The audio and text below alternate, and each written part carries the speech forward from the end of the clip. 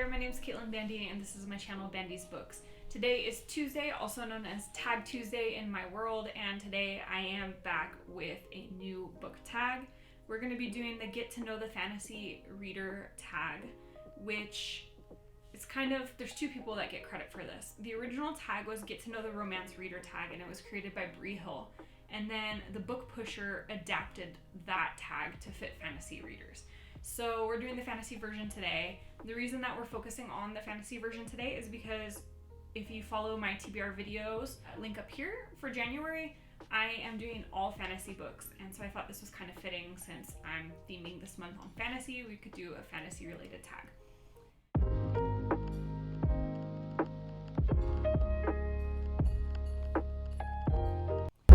Question 1 of this tag is, what is your fantasy origin story? How did you come to read your first fantasy novel?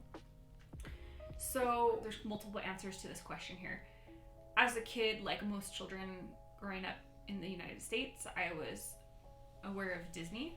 I read Cinderella and Sleeping Beauty and all those kind of books and saw those kind of movies. So I think that introduced me to the concept of the fairy tale. And then as I got a little older, I had like the Brothers Grimm and things like that. So I definitely was cognizant of fantasy and fairy tale at a pretty young age. But in terms of like actively selecting fantasy books, I think that came a little later in life. I was in that generation that grew up, during Harry Potter coming out.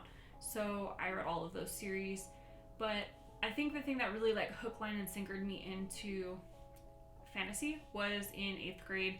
My drama class did The Hobbit as a play, and part of the research for that play was to buy the book The Hobbit and read it, and I think that kind of started me on this journey of epic fantasies because I loved The Hobbit, and then I jumped into the Lord of the Rings series, and then I jumped into some of the companion books like the Silmarillion and so forth. So I think from there I've just kind of stuck with it. I don't know that, I'm not an exclusively fantasy reader, but in terms of these big epic fantasy series, that's definitely how I got pulled into them. Question 2. If you could be the hero or heroine in a fantasy novel, who would be the author, and what's one trope you'd insist be in the story? Whew, that's a tough question because so many of the fantasy novels that I like are really brutal, and I don't know if I'd actually want to live through the amount of brutality. Like, I love The Hunger Games, but I definitely don't want to live through The Hunger Games. If I was forced to be in it, I obviously would want to live, but I wouldn't choose to go through that. I love the Bone season, same thing, not necessarily a world that I want to live in. Perhaps I would choose Erin Morgenstern to write my novel or series because I love her magical writing. She's just such a beautiful author. She includes, a lot of mysterious elements, a lot of magical realism, fantasy. And while there's mystery and dark elements, it's not 12 kids are sent to the arena and only one's gonna survive kind of a story. So I think I would have her be the author, and one trope you'd insist be in the story. Well, I do enjoy the chosen one trope. I always like, when the heroine or the hero is kind of wrestling with their destiny or their fate. Question 3. What is a fantasy you've read this year that you want more people to read? Let's see. Definitely, I think I want more people to read Lobisona and Cazadora. These are a duology, and they're set in Argentina. They involve witches and werewolves, magic, a whole magical world. They're super interesting. I wish there was more books set in other countries in the fantasy world. I think I've talked about this in other videos, but I feel like fantasy as a genre tends to focus a lot on European and United States perspectives. And so this was really exciting for me that this was set in Argentina. It's not, the typical fantasy, and I want more of this. So please go read these books if you're into fantasy. Be excited about them, review them heavily, and maybe publishers will take note and encourage authors from different countries and different backgrounds to publish more epic fantasy novels. Next question. What is your favorite fantasy subgenre? What subgenre have you not read much from?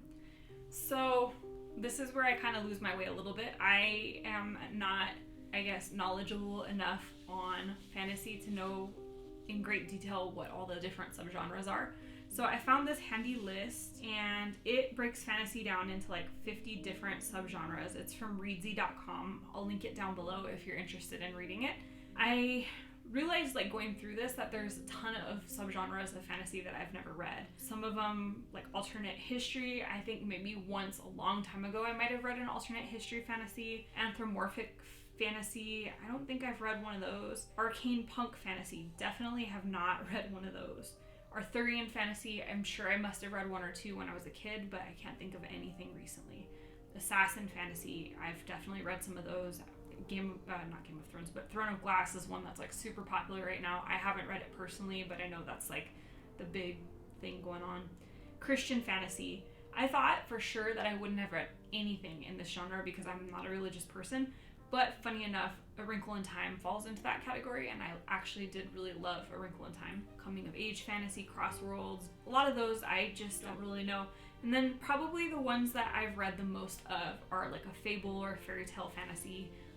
I've read the Lunar Chronicles, Spinning Silver, a lot of those stories that fall into that fable, fairy tale fantasy kind of a genre. And then epic fantasies. I love a good, 5 to 7 novel series that's going to really keep me engaged for a long period of time. Who is one of your auto-buy fantasy authors? Geesh, that's a tough question. There's so many good fantasy authors. Definitely auto-buy for me would be Samantha Shannon. She's got the Bone series. I really love the Bone season series. I really love that series. I definitely will be auto-buying the rest of that series as it comes out. Rebecca Rowanhorse is another one. I loved Black Sun.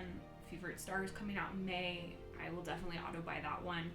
Medio Cordofor, I really loved Akata Witch. I actually have another of her books, Newer, coming up in February on my TBR, so I'm very excited to read hers, and I will definitely be buying more of her books in the future. Erin Morgenstern's pretty much an auto-buy author at this point. Even though I don't love Starless Sea as much as I love The Night Circus, it's definitely up there. There's so many great talented authors. Alex E. Harrow, I really loved Spindle Splintered by her. Read that at the beginning of the month. I'm definitely going to be checking out some of her other books. Thousand Doors of January, I think it is, and then the next one in the series coming out. How do you typically find fantasy recommendations? Goodreads, YouTube, podcasts, Instagram. I'm not that big on recommendations. I think I've talked about this before in how I pick books. I know that this particular subject was delved into a bit in the philosophy of reading tag. You can find my link up here. It asked what your process for buying books were, and it kind of gave you like the options of like covers, descriptions or summaries, and then reviews. And for me, I think reviews are not that important. I tend to take it with a grain of salt. Working as a chef for a living, I deal with having to be reviewed a lot, having your work publicly reviewed, on things like Yelp, Google, Yahoo, things like that. So I understand how it feels to like pour your soul into something and then have somebody write an anonymous review, or write, not necessarily even anonymous, but just you don't have really any method to respond to their critique. So I try to keep that in mind, like when I do read reviews. I will say that if I notice books popping up on Instagram and YouTube quite frequently, and it's people that I know and I respect their opinions, then maybe I'll give it a little bit more weight.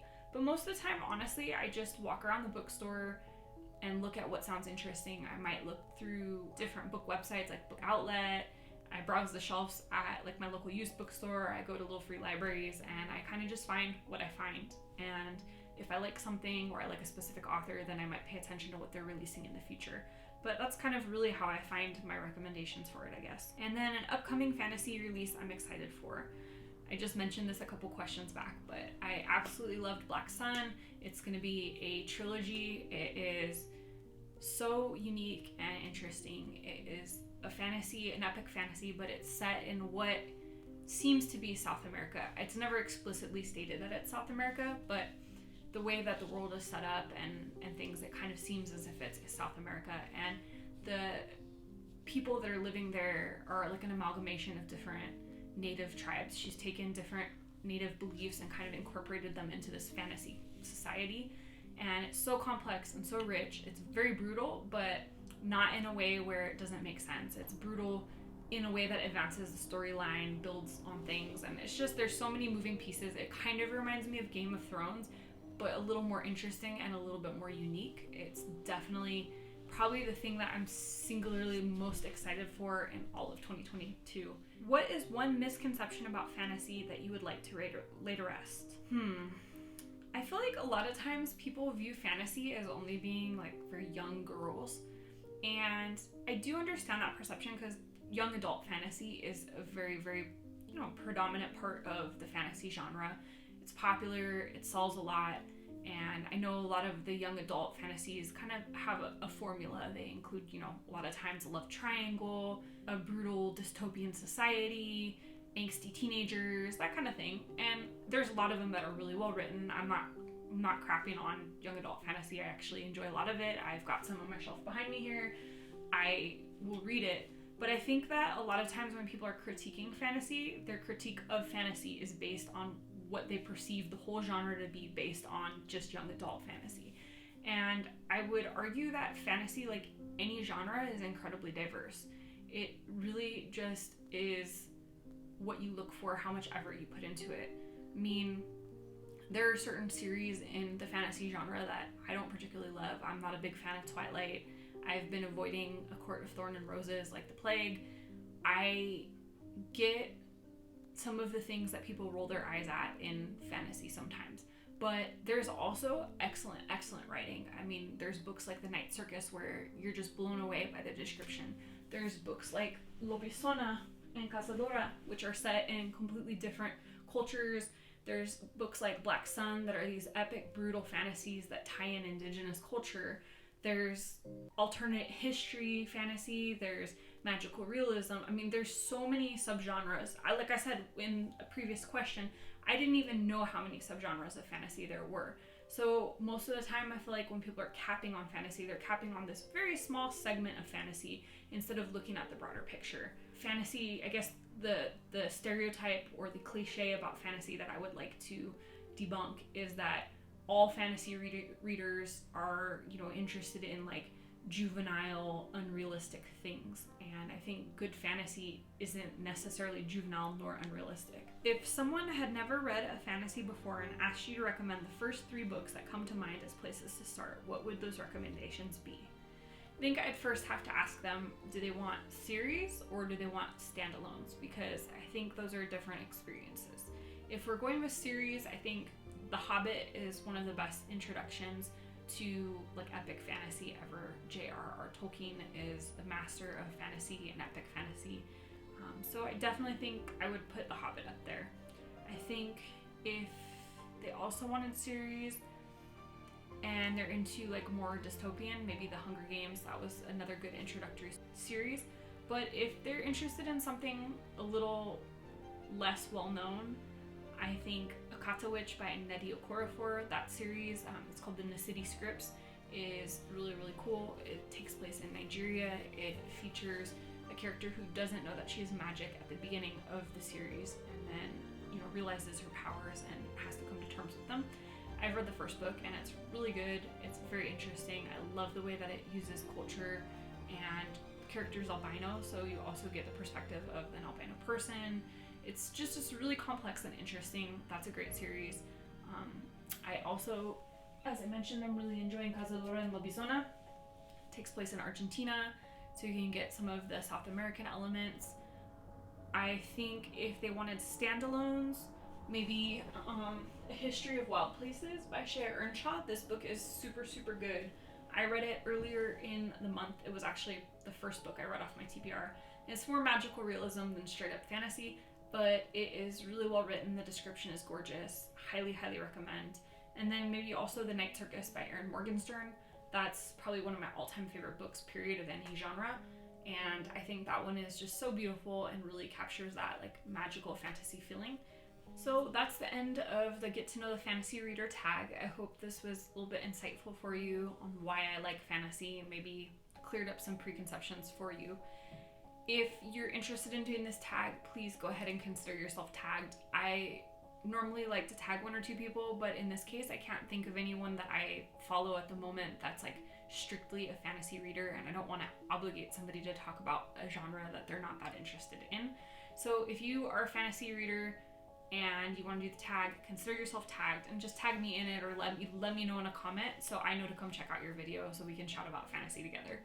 If you like this video, hit the thumbs up. Maybe comment down below what your favorite fantasy book is, if you read fantasy. And if you don't read fantasy, let me know why you don't read fantasy. What is it that you don't like about it? Is it that you find it juvenile? You don't like having to use your imagination? What about it? I want to know. Personally, I have a lot of curiosity around why people don't read certain genres. And finally, if you're not already subscribed to my channel, consider hitting the subscribe button. And if you do, then we'll see you in the next video. Bye.